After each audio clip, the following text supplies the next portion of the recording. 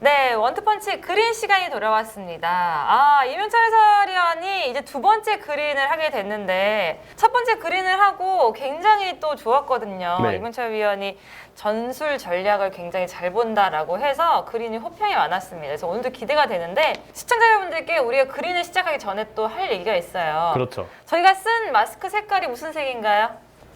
초록색이죠. 난 또 매실 할 줄 알았어. 매실. 깜짝 놀랐어. 매실이 이렇게 하길래 막 이런 거 하는 줄 알았어. 이런 거 하는 줄 알았어. 이런 거. 이게 그 주위에 너무 폭발적인 반응이 많아가지고 네. 제가 매실 공포증이 생겼어요. 매실차도 안 먹는다면서요. 맞아요. 매실 청도 못 마시겠어요. 그렇습니다. 어쨌든 저희가 지금 그린을 하고 있거든요. 저희가 또 옐로우 때는 옐로우색 마스크를 하고 나올 거고요. 레드일 땐 레드색 마스크, 그리고 블루일 땐 또 블루색 마스크를 쓰고 나올 거예요. 근데 저희가 또 굉장히 원투펀치가 엄청난 방송이기 때문에 네. 그냥 저희가 가져온 게 아니고요. 이 마스크는 협찬을 받았습니다. 그래서 협찬을 잘 알려드려야 돼요. 그렇죠. 여러분들 이 마스크 굉장히 좋습니다. 지금 계속해서 보는데 어떠세요, 느낌이? 일단 뭐 제 얼굴형이 사실 가름한 편은 아니지만 체감을 말씀드리면 굉장히 이렇게 잘 달라붙어서 네, 숨쉬기는 편하고 오히려 제 얼굴형은 유지가 되고 맞아요. 미용적인 부분에서도 스타일링을 하는 데 있어서도 되게 도움이 많이 되는 이 마스크라고 생각이 들어요. 이 사람 진짜. 진짜 좋아서 그래요. 이영철 해설위원은 쇼스타일 되겠어요. 근데 위원님 그거 아세요? 뭐죠? 이게 원래는 이 색깔이 있었던 게 아니었대요. 근데 원투펀치를 위해서 더우 브랜드에서 레드, 옐로우, 블루, 그린을 만들어주겠다 이래갖고 딱 이렇게 만들었다고 합니다. 그럼 약간 좀 특별한 느낌이 있네요. 그렇죠. 혼자 저희를 한정판의 위해서, 느낌? 우리를 위해서 그렇죠. 이렇게 만들어주셨기 때문에 원투펀치의 아이덴티티가 살아있습니다. 그렇습니다. 정말 감사드립니다. 저희 협찬 좋아하거든요. 감사드립니다. 네, 이렇게 이 디자인과 이 착용감이 좋은 이 더오 브랜드 마스크를 협찬해주신 분들께 감사의 인사를 올리면서 그럼 이제 그린을 한번 시작해 보도록 할게요. 네. 자, 오늘 그린은 알파시는요.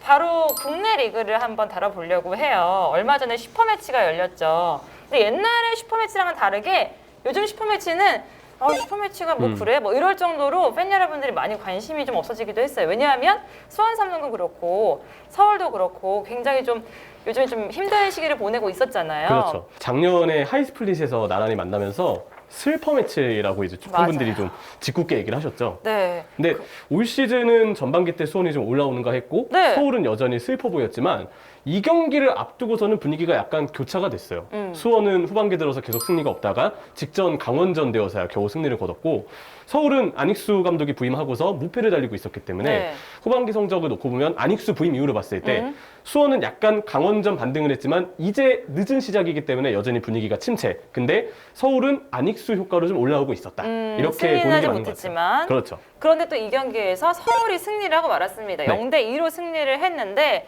어떤 전술 때문에 그랬는지 한번 우리가 알아보도록 할게요. 네, 안익수 감독이 오고 서울이 어떻게 바뀌었는지 우리가 이 부분을 다뤄보고 또 수원의 경우는 이 경기만으로 시즌 전체 문제점을 짚을 수는 없을 것 같아요. 대신에 이 경기에서는 어떤 이유에서 수원이 좀 패배를 했는가 네. 이 시간대 다른 결과가 나왔다면 경기 결과가 바뀌었을 것이다. 우리가 이 부분을 좀 초점을 두면서 얘기를 좀 해보겠습니다. 알겠습니다. 그럼 전반전부터 볼까요? 일단 수원의 빌드업 패턴을 먼저 살펴볼게요.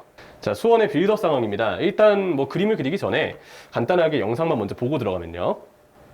볼을 후방에서 넘겨받고 상대와의 경합 상황 이후에서 백스리에게 일단 볼이 갔습니다. 네. 센터백들끼리 볼을 주고받다가 전방 자원들이 침투할 때 한 번에 쭉 넘겨주는 네. 이 뒷공간을 활용하는 다이렉트 패스를 시도했었어요. 이 장면은 사실 오스마르가 대단한 수비를 했다고 생각이 드는데 어쨌든 수원의 빌드업 컨셉이 크게 보면 이렇다라는 것을 먼저 일단 보여드리겠습니다. 전반적으로 이런 플레이가 많이 나왔다는 거죠? 그렇죠. 다이렉트 패스가 많았다. 바로 전방으로 찌르는 패스가 많았었는데 자, 여기서 볼 점은 김태환 선수의 움직임이에요. 사실 화면에 김태환 선수가 조금 가려져 있을 때 먼저 스프린트를 끌고 왔는데 김태환 선수가 일찍이 뛰었기 때문에 서울의 수비수가 김태환을 따라 내려가면서 반대쪽에 김민우 선수가 파고들 수 있는 넓은 공간이 생겼죠. 네. 김태환을 의식해서 원래 이렇게 일자가 유지됐어야 했던 서울의 수비가 이렇게 되어버렸어요. 따라갔죠. 네, 그러다 보니까 김민우 선수가 뛸 수 있는 절호의 공간이 생겼다라는 점을 알 수 있습니다. 그래서 김민우 선수가 확 뛰었는데 뭐 조금 뒤 서울 수비를 얘기 드리겠지만 양한빈과 오스마르가 되게 수비를 잘했어요. 이런 모습이 있었고 이 장면도 이제 구대영 선수의 다이렉트 패스를 넘겨받았을 때의 마무리, 그리고 정상빈 선수의 움직임을 봐야 돼요. 여기서 정상빈 선수가 수비수의 사각지대에 있다가 이 지점에서부터 이렇게 뛰어가거든요. 서울의 수비수의 시야를 확실하게 벗어나 있는 위치에서 대각선 방향으로 들어가기 때문에 수비수가 파악하지 못하고 정상빈 선수는 이미 속도가 붙어있는 상황에서 단번에 마무리할 수 있는 지역을 찾아갈 수 있습니다. 구대영 선수도 여기서 컨트롤을 되게 잘했는데 저는 올 시즌 물론 뭐 수원이 최근에 조금 부진하다라고 얘기는 하고 있긴 하지만 정상빈이라는 어떤 어린 선수의 활약은 분명 이번 시즌을 대표하는 활약 중에 하나라고 생각하거든요. 네. 정상빈의 오프더볼 이렇게 훌륭하다라는 거를 좀 보여준 장면이라고 생각이 듭니다. 화살표를 보시고요. 진짜 이렇게 뜁니다. 딱 대각선 방향으로 들어가서 수비수의 반응보다 빠르게 들어가죠. 여기까지 수원의 빌드업을 일단 살펴봤습니다. 네, 여기까지 본다면 수원이 잘 하고 있었다고 볼 수 있겠네요. 그렇죠. 반대로 우리는 이제 안익수 감독이 부임한 다음에 서울은 어떻게 빌드업을 하고 있는가. 왜냐면 그 이전에 박진석 감독이 있을 때와 안익수 감독이 부임하고서의 후방 빌드업 패턴이 정말 눈에 띄게 달라졌어요. 이 안익수 감독의 빌드업 패턴이 좀 놀라운 게 대학리그를 좀 보셨던 혹은 취재하셨던 분들께 여쭤보면 선문대 감독일 때도 안익수 감독이 비슷한 시도를 많이 했다고 하더라고요. 그래서 이 움직임은 앞으로 보여드릴 움직임은 안익수 감독이 대학 무대에서부터 좀 준비를 하고 있었다라고 생각을 해주시면 되겠습니다. 자, 시작할 때부터 서울의 빌드업 패턴을 확인할 수 있습니다. 그래서 이게 전반전 시작 지점인데요. 조영욱 선수가 기성용에게 볼을 넘겨주고 기성용 선수의 움직임을 보시면 센터백 사이로 들어갑니다. 흔히들 수비형 미드필드가 이렇게 센터백 사이로 내려갔을 때 백쓰리, 변형 백쓰리를 이룬다고 하면서 이 자리에 있는 가짜 센터백 내지는 뭐 내려오는 미드필드 이 선수를 라보이피아나라고 얘기를 많이 합니다. 변형 백쓰리를 일단 구사하는 서울이 되겠고 센터백 2명, 기성용 1명. 그러면 풀백들은 어디가 있느냐? 이 풀백들 지금 윤종규 선수와 이태석 선수는 어디가 있는가? 여기 없습니다. 어디 있냐면 바로 이 두 선수예요. 오른쪽 풀백 윤종규 그리고 왼쪽 풀백 이태석. 나란히 지금 이렇게 둘이 미드필드처럼 서 있습니다. 네. 딱 봐도 이 위치는 정석적인 풀백의 그렇죠. 위치는 아니죠. 수비형 미드필드처럼 이렇게 두 명이 서 있으면서 3, 2 빌드업의 골자가 딱 나옵니다. 그리고 왼쪽 중앙에 팔로셰비치 그리고 오른쪽 중앙에는 고요한 선수가 서면서 3, 2, 2의 느낌을 주고 있어요. 그리고 조금 뒤에 이제 카메라가 비춰지지 않는 곳에는 3톱이 넓게 펼쳐지면서 3명, 2명, 2명 그리고 좀 위에서 살펴볼 3명 3, 2, 2, 3의 구도가 잡히는 것을 볼 수 있습니다. 이 구도를 통해서 서울이 노리는 부분이 무엇이냐. 자 보시면 후방에서 볼을 이렇게 잡잖아요. 기성용 선수가 예를 들어서 뭐 넘겨줬다고 봤을 때 볼을 줄 곳이 다양하게 있어요. 일단 수원의 수비수들이 윤종규 선수와 이태석 선수를 막으려고 중앙으로 좁히면 좌우로 펼쳐져 있는 팔로셰비치나 고요한 선수 쪽이 자유로워질 수밖에 없습니다. 반대로 팔로셰비치와 고요한 선수를 막기 위해서 수원의 수비가 미드필드가 위쪽 좌우로 흩어지게 되면 중앙에 위치한 윤종규나 이태석 쪽에 굉장히 많은 공간이 주어질 수밖에 없죠. 네. 이렇게 전형을 갖추는 이유는 넓게 줄 수 있는 패스 길도 중앙 미드필드 둘이 만들고 중앙으로 갈 수 있는 측면이 아닌 중앙으로 줄 수 있는 좁게 줄 수 있는 패스의 길도 풀백이 만들어주는 방식으로 후방에서의 패스 선택지를 다양하게 가져가기 위한 의도라고 보시면 돼요. 안익수 감독이 선문대 때도 이러한 스타일의 빌드업 패턴을 구사했다고 하더라고요. 그래서 그런 부분들은 일찍이 준비가 좀 되어 있었다라고 이해를 해주시면 되겠습니다. 다양한 루트가 있기 때문에 수원 선수들이 이제 어떤 선수를 마크해야 될지를 혼란스러워할 수 있겠네요. 그렇죠. 그걸 노렸던 게 이제 안익수 감독이 되겠고 그래서 빌드업 패턴을 보면 딱 3, 2, 2, 3의 구조가 나오고 있어요. 보면은 두 명의 미드필드들은 넓게 벌어지고 있죠. 반대로 윤종규 선수와 이태석 선수는 중앙으로 좁게 서 있고요. 그리고 이 마찬가지로 나상호 선수가 지금 화면에 다 잡히진 않습니다만 3톱이 되게 넓게 정말 넓게 펼쳐져 있어요. 이 구도를 그린 것 자체가 이 안익수 감독이 노렸던 부분이다. 줄 곳이 굉장히 많습니다. 기성용 선수 입장에서 기성용 선수는 특히나 롱패스도 워낙 잘 쓰기 때문에 중앙으로 줄 수도 있고 측면으로 다이렉트 패스를 보낼 수도 있고 또 이렇게 폭을 넓게 제공을 하니까 수원의 5백 혹은 수비수, 백스리 수비수들이 이 넓게 펼쳐져 있는 3톱을 따라서 좌우로 벌어질 수밖에 없어요. 네. 그러다 보면 이 사이사이의 공간을 고요한이나 팔로셰비치가 바로 뛰어들 수 있고 아니면 중앙에 더 위치한 윤종규나 이태석이 언제든 상황에 따라서 침투할 수 있기 때문에 측면도 중앙도 골고루 활용할 수 있는 점도 확인해 볼 수가 있습니다. 그래서 패스를 줄 곳을 다양하게 가져가고 수원 입장에서는 우리가 어디를 압박해야 되지? 중앙을 압박해야 그렇죠. 하나? 측면을 압박해야 하나? 결국은 압박을 못하고 좀 물러설 수밖에 없죠. 타이트한 압박이 불가능하죠. 그렇죠. 이 장면은 이제 왼쪽에서의 연계 패턴을 주목해 주시면 좋을 것 같아요.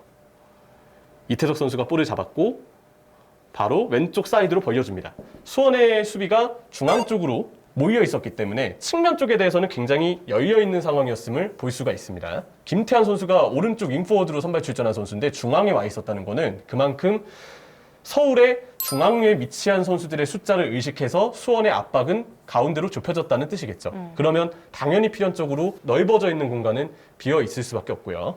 이 장면에서 나상호 선수가 볼을 잡고 바로 지금 왼쪽 중앙 미드필드로 스위칭을 가져간, 원래 이 위치는 팔로셰비치의 위치예요. 근데 팔로셰비치랑 고요한이 잠깐 스위칭을 가져갔는데 나상호가 폭을 벌렸다가 볼을 받아주고 이태석 선수도 볼을 주면서 바로 들어가고 여기에 고요한 선수까지 왼쪽 중앙 미드필드지만 측면 연계에 참여하면서 풀백, 중앙 미드필드 그리고 윙포워드 3명 간의 트라이앵글이 뭐 이렇게 커지기도 하고 서로 위치를 바꾸기도 하고 되게 자유롭게 그림이 그려질 수 있어요.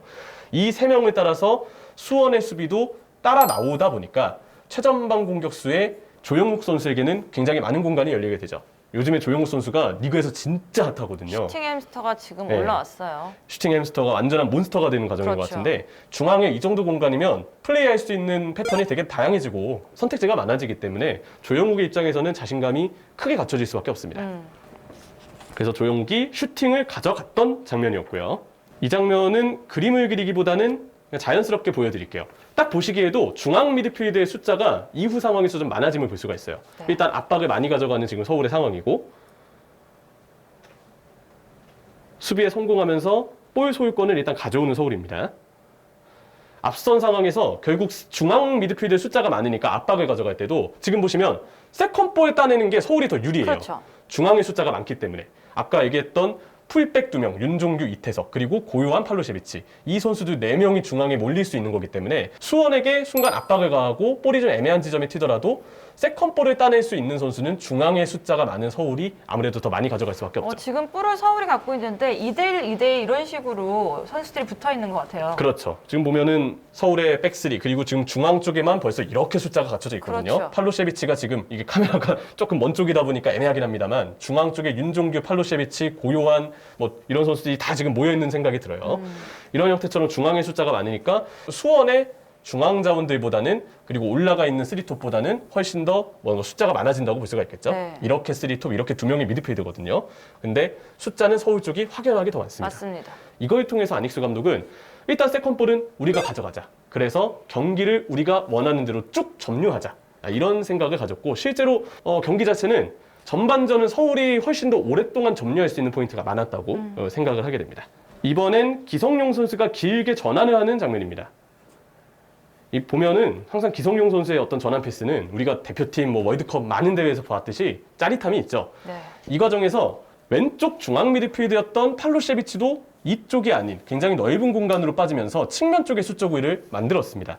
3톱은 계속 넓게 벌려져 있기 때문에 나상호 선수가 지금도 터치라인에 가깝게 서 있음을 볼 수 있고요. 이런 식으로 후반전의 서울은 조금 더 팔로셰비치나 고요한과 같은 중앙 미드필드들에게 좌우로 넓게 펼쳐져서 3톱의 선수들과 좀 더 윙포워드들과 연계를 가깝게 가져갈 수 있게끔 위치를 잡아주는 모습도 확인할 수 있었습니다. 그리고 계속 공격을 이어갔는데 이 장면은 그냥 보여드릴게요. 나상호 선수가 볼을 잡고 먼 쪽을 봅니다. 왜냐하면 수원의 미드필드들이나 선수들이 앞서서 나상호 선수가 볼을 잡았을 때 다 이쪽 왼쪽 서울의 왼쪽을 보고 있었기 때문에 순간 반대쪽은 비어있을 것을 확인하고 일부러 길게 볼을 반대쪽으로 넘겨주는 거죠. 그래서 서울은 의도해서 먼 쪽 크로스를 많이 보냈습니다. 물론 뭐 정확도는 아쉬웠지만 나름 전술적으로 의미가 있었던 장면이라고도 생각이 들었고요. 이 장면도 마찬가지입니다. 이번엔 왼쪽 센터백 오스마르 선수가 관여가 되면서 왼쪽의 숫자가 굉장히 많아졌어요.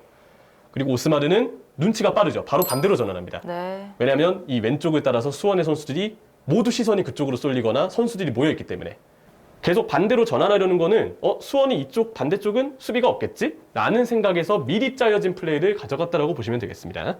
여기까지가 서울의 3-2-2-3의 빌드업 형태였습니다.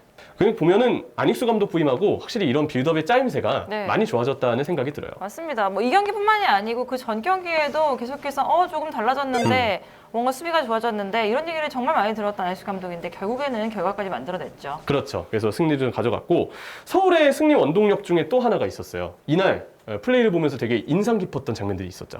바로 수비수들의 투지. 대인 수비였습니다. 이 대인 수비의 결정적인 장면들을 좀 모아봤는데요. 이게 확실히 달라진 게 좀 네.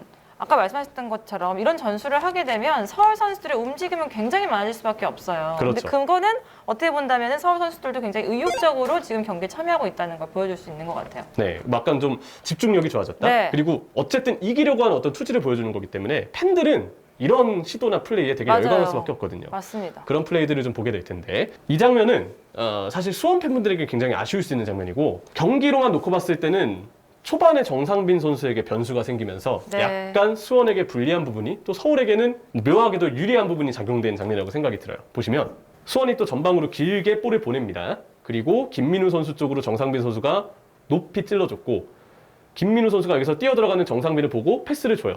그리고 여기서 기성용의 태클이 나옵니다.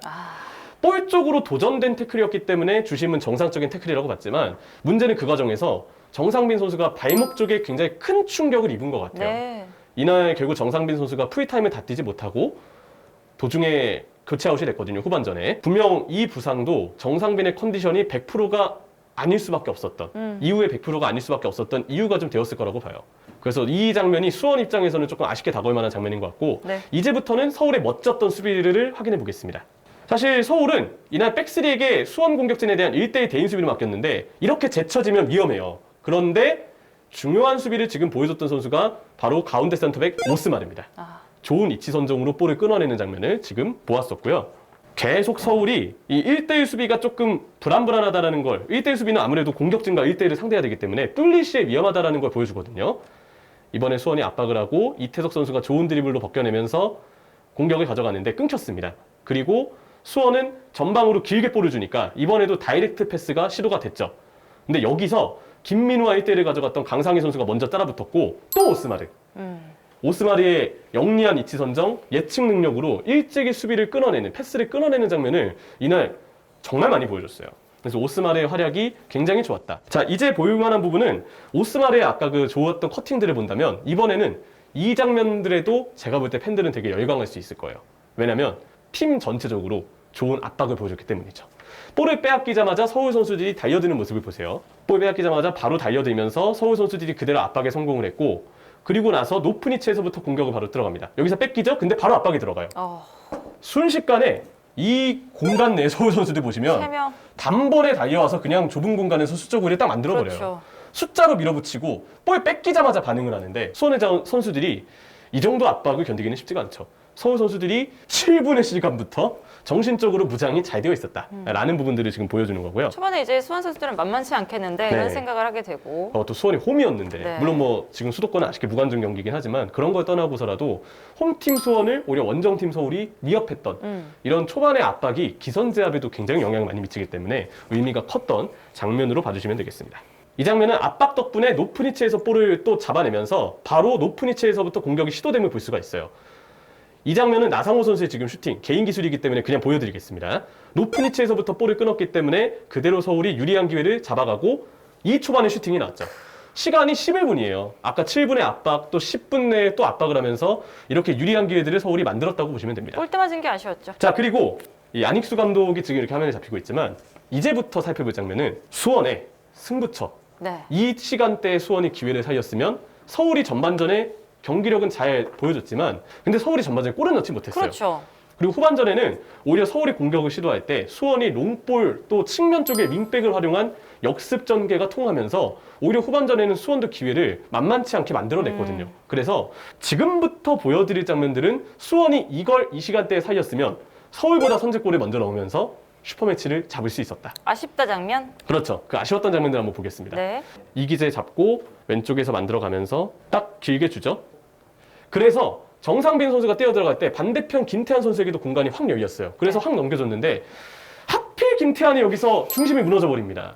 이거 정말 오픈 찬스였기 때문에 네. 그냥 갖다 댔으면 들어가는 거였거든요. 두고두고 아쉬운 게 수원의 페인이 다른 데 있다고 생각하지 않아요. 전반전에 잘 버텼으면 후반전에 이 한 방 기회 살렸으면 이전의 분위기와 별개로 수원은 이길 수 있었을 겁니다. 만들어야 되는데 못 만들었을 때가 가장 네. 아쉬운 거니까. 그러면서 분위기가 조금 넘어간 느낌이 있어요. 그래서 수원은 이날 경기의 어떤 경기력만으로 이래서 수원이 후반기에 부진합니다 라고 얘기를 하기보다는 이 경기는 이 시간대를 살리지 못해서 잡지 아쉬웠다. 못했던 것 같습니다 라고 얘기하는 게 좀 더 맞는 것 같습니다. 이 장면은 권창훈 선수가 슈팅을 하는 장면이에요.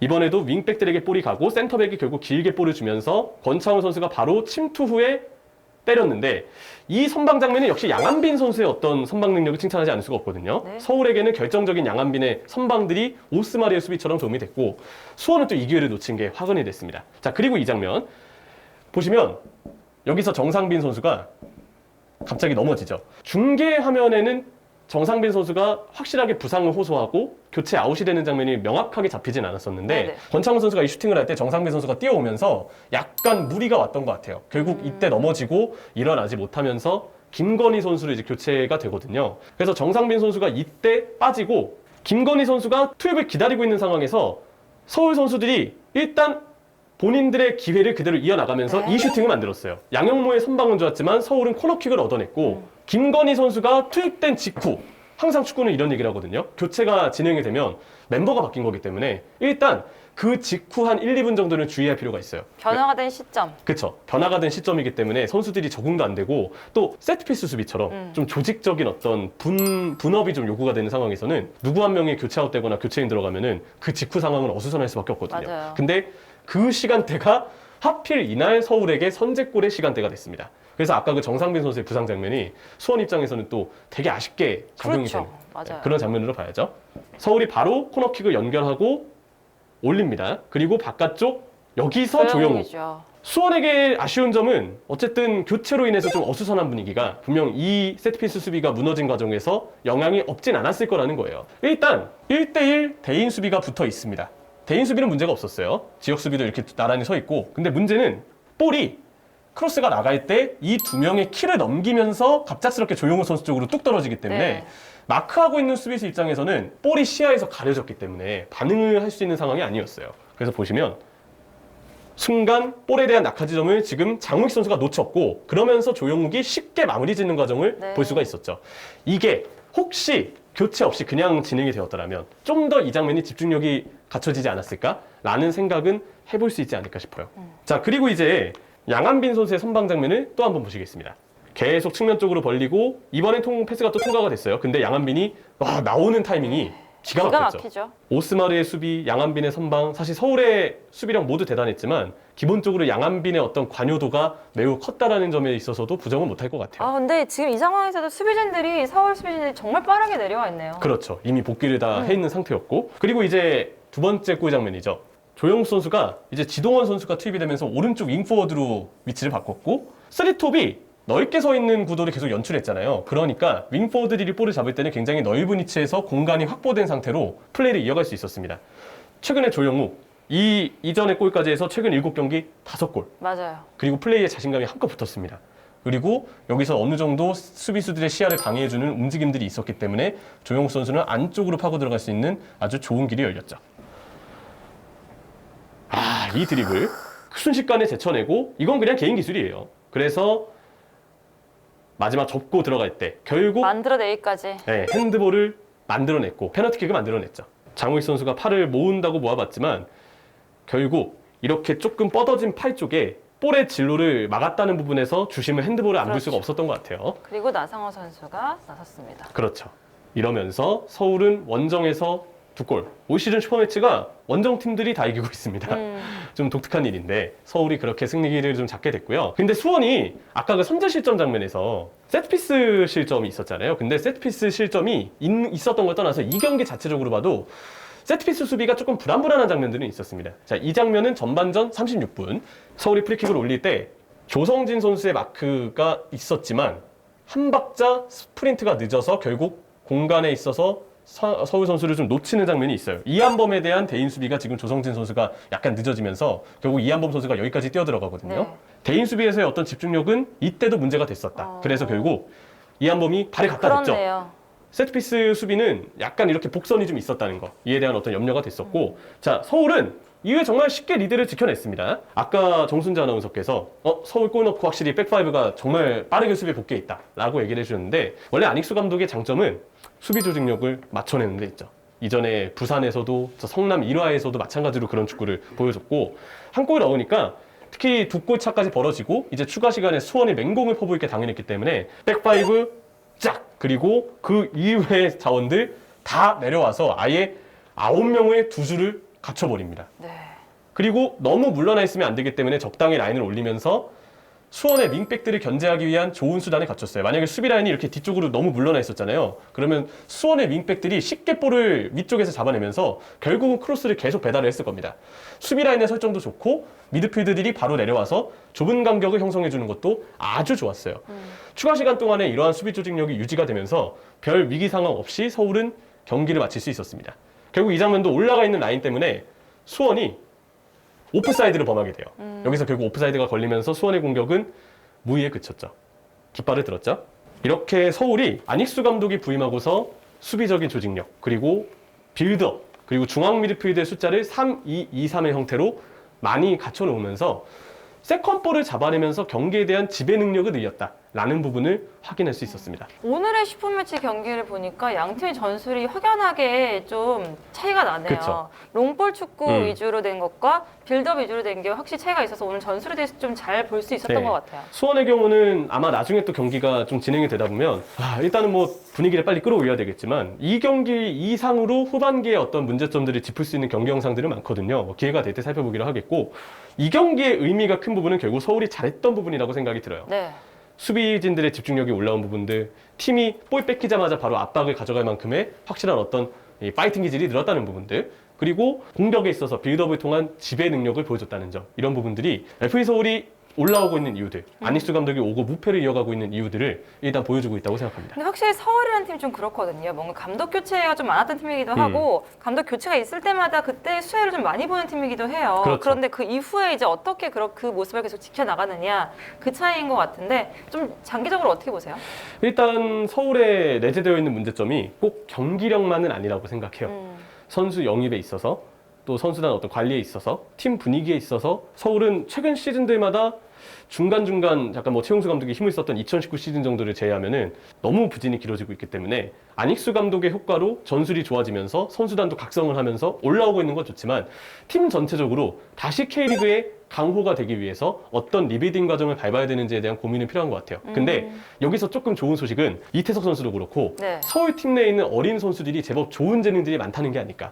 이 자원들이 성장하면서 서울의 축을 담당해 줄 것 같은데, 필요한 영입들을 앞으로 구단이 잘 갖춰가면서 다시 상위권으로 가기 위한 올바른 길을 걸어줬으면 좋겠습니다. 네, 그렇습니다. 이렇게 서울에 대해서도 얘기를 해봤고, 수원은 뭐 이 경기만 아니라고 하지만 세트피스 부분에 대해서는 계속해서 좀 과제라고 보기 때문에 그 부분은 주목해서 봐야 될 것 같다. 그렇죠. 이런 생각이 듭니다. 자, 이렇게 또 슈퍼매치를 오랜만에 해봤습니다. 슬퍼매치가 됐었던 슈퍼매치였는데, 점점 더 두 팀이 모두 다 좀 올라와서 팬들에게 좋은 영향을 끼치기를 한번 기대를 해보도록 하겠습니다. 자, 그리고 이제 그린을 마치기 전에 여러분들께 알려드릴 게 있어요. 저희가 이명철 해설위원이 오면서 대대적으로 또 원투펀치가 여러 가지 변화를 또 일으키려고 합니다.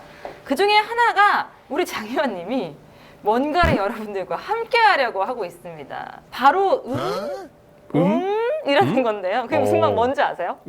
네, 음이라는 프로그램이 있어요. 그래서 블루에서 선생님 컨셉으로 제가 학생이 돼서 이렇게 나왔었잖아요.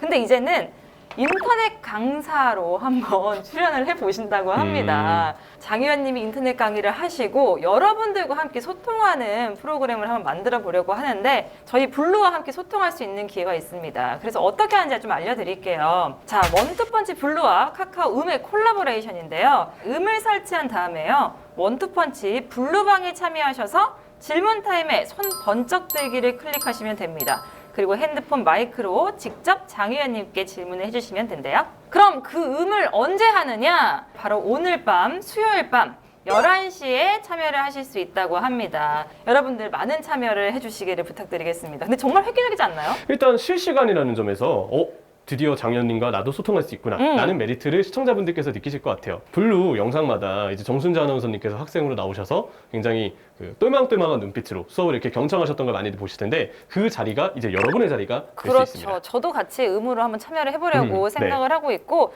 사실 게스트 여러분들이 가장 많이 참여했던 게 블루인데 저희가 또 코로나가 점점 더 심해지면서 여러분들 직접 모실 수가 없잖아요. 그래서 그렇게 좀 같이 소통할 수 있는 거를 생각해보자 해서 의무를 한번 기획을 해봤기 때문에 여러분들 많은 참여 한번 부탁드리겠습니다. 재밌는 시간 되시길 바라겠고요. 저희는 다음 시간에 또 돌아오도록 하겠습니다. 안녕히 계세요.